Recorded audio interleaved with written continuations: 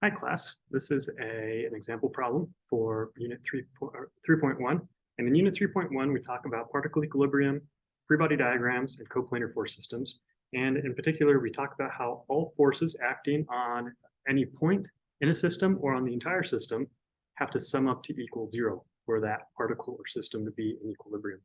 And we also talk a little bit about how forces acting along a continuous piece of rope must be the same throughout. The rope has to be in the same tension throughout.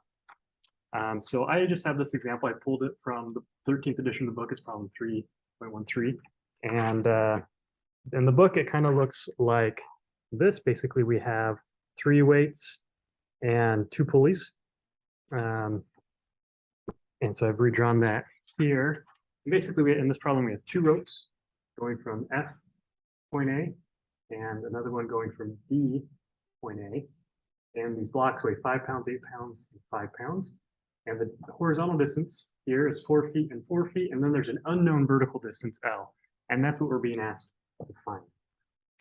So from this point on, typically you're going to be needing to include a free body diagram in your work or in your problem to get full credit. You'll notice that'll be something on the rubric. So I'm just going to draw what a free body diagram might be here. So in this case, the point of most interest in order to find L is going to be looking at point A. So I'm going to draw a free body diagram for point A. Hopefully the pen is not dying. You see that okay? I'm going to switch to my other pen because this one is on the fritz. I'm going to try that one more time.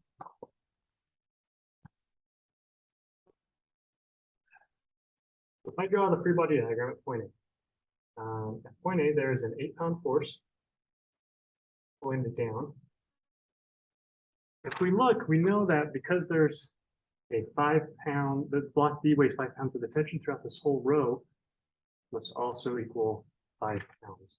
So there's a 5-pound force pulling it that way, and there's a 5-pound force pulling it that way because block F also weighs 5 pounds. So therefore, the tension in this rope must also equal 5 pounds.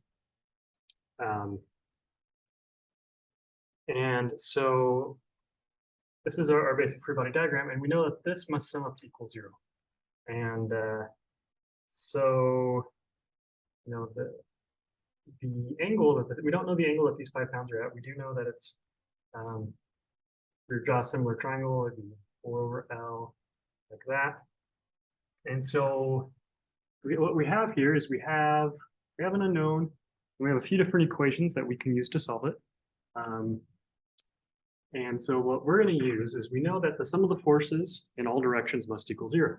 So I'm going to look at the sum of the forces in y because I think that'll tell me. So we say sum of my forces in y equals 0. What are my forces in y?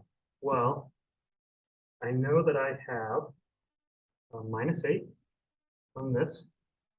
I know I have a +5, and that's going to be times L over the hypotenuse, which is 4 squared plus L squared.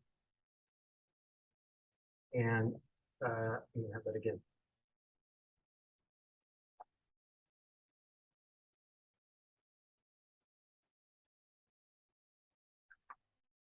So if I do a little math, I get 8 equals 10 L over the square root of 16 plus L squared.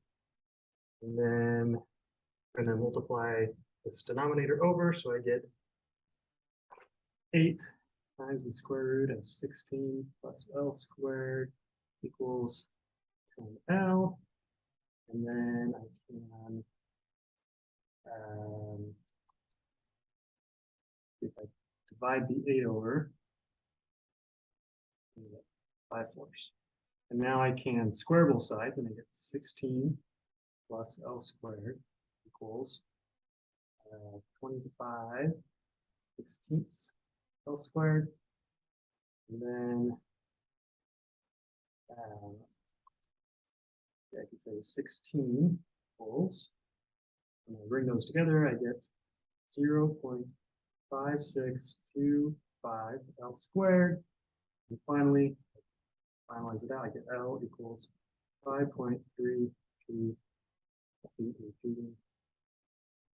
And that would be my answer, right? So typically with these sort of problems, you're going to want to set up a free body diagram around your points of interest, and then use either sum of the forces in Y or the sum of the forces in X. You see, and you know that those have to sum up to equal 0 for it to be in equilibrium. If the forces don't sum up to equal 0, then your system is moving. That's the problem, right? This is statics, not dynamics. And then you just solve out the equation. In this case, we only had to do one equation because we only had one unknown. Typically, the rule of thumb is you need at least one equation for every unknown in your problem that you're trying to solve.